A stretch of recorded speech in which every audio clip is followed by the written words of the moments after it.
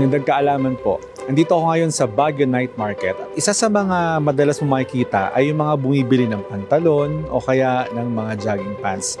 At kadalasan na ginagawa nila para masukat kung kasya ba sa kanila ay nilalagay nila sa leeg yung waist dahil yung sukat daw ng bewang tsaka dito sa ating leeg ay pareho lang.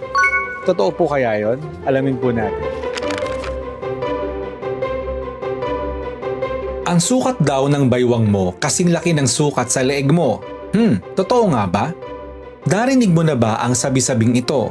Parang magic, di ba? Pero teka, alamin natin kung may basihan ito.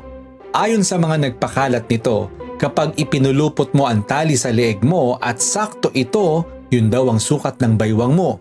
Pero sabi ng siyensya, teka lang, ano nga ba ang totoo? Sa agham, walang malinaw na koneksyon ng sukat ng leeg at baywang. Ang katawan natin ay may iba't ibang hugis, kaya hindi palaging pare-pareho ang ratio ng mga sukat. Kung gusto mo talagang malaman ang sukat ng baywang mo, ito ang tamang paraan. Gumamit ng measuring tape at sukatin ito sa pinakamanipis na bahagi ng iyong baywang. Karaniwan nasa taas ng pusod. Kaya kung itatanong mo kung totoo ba ang baywang sa leeg theory, medyo malabo. Pwedeng sakto sa ilan, pero hindi siya maaasahan para sa lahat. Ngayon po alam na natin na hindi po yan totoo. Kaya kung kayo ay bibili ng pantalon, sukatin po natin sa tamang paraan. Baka naman kasi hindi pala kasya sa atin.